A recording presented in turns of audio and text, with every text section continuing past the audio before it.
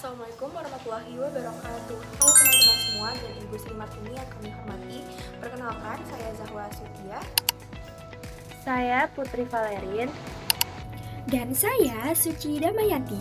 Kami dari kelompok 10 mata kuliah Kewarganegaraan. Pada video kali ini kami akan membahas mengenai penegakan hukum yang berkeadilan di Indonesia. Kami akan membahas konsep dan urgensi penegakan hukum, sumber historis, sosiologis, dan politis, serta dinamika dan tantangan penegakan hukum di Indonesia. Semoga video ini dapat menambah pemahaman kita tentang pentingnya penegakan hukum yang adil bagi seluruh masyarakat Indonesia. Nah, pada kesempatan kali ini saya akan membahas mengenai konsep dan urgensi penegakan hukum. Namun sebelum kita membahas lebih jauh mengenai penegakan hukum yang berkeadilan, perlu kita memahami terlebih dahulu definisi dari hukum itu sendiri. Jadi, secara umum, hukum merupakan sepakat aturan yang mengatur perilaku manusia agar tercipta ketertiban dan keadilan dalam masyarakat.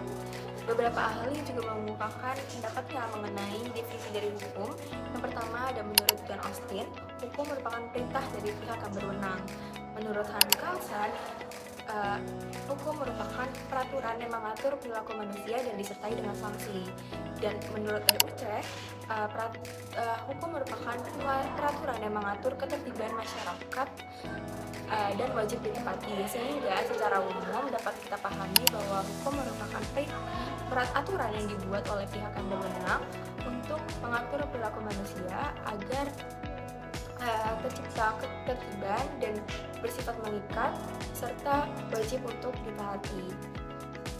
Manusia sebagai makhluk sosial kita tidak dapat hidup sendiri, dan dalam kehidupan bermasyarakat seringkali muncul perbedaan kepentingan dan juga perbedaan pendapat yang akhirnya menimbulkan konflik, sehingga disinilah hukum kita butuhkan untuk menjaga ketertiban dan melindungi hak setiap orang. Oleh karena itu, tujuan dari hukum ini sendiri adalah yang pertama menciptakan keadilan, yang kedua memberikan kepastian hukum, dan yang terakhir memberikan manfaat bagi masyarakat.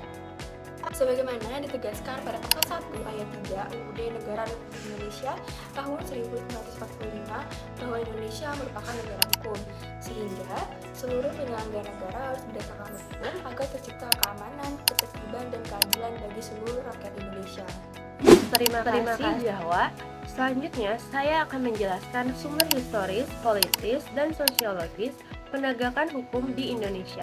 Dari aspek historis, sistem hukum Indonesia masih dipengaruhi oleh warisan hukum kolonial Belanda. Namun, setelah kemerdekaan, Indonesia terus berupaya membangun sistem hukum nasional yang lebih sesuai dengan nilai-nilai keadilan.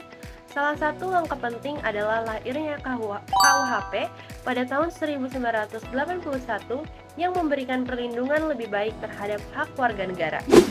Dari aspek sosiologis, masyarakat sering menganggap bahwa hukum masih tajam ke bawah dan tumpul ke atas. Selain itu, Indonesia memiliki keberagaman hukum berupa hukum nasional, hukum adat, dan hukum agama, sehingga penegakan hukum harus memperhatikan nilai-nilai yang hidup dalam masyarakat. Dari aspek politis, penegakan hukum berlandaskan konstitusi yang menjamin kepastian hukum yang adil bagi setiap warga negara.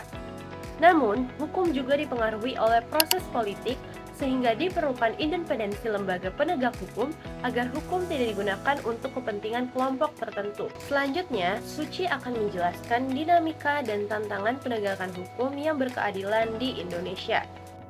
Terima kasih Putri, dan yang terakhir saya akan menjelaskan dinamika dan tantangan penegakan hukum. Jadi, penegakan hukum di Indonesia saat ini masih menghadapi berbagai tantangan. Yang pertama, yaitu masih adanya oknum aparat yang kurang profesional dan tidak berintegritas.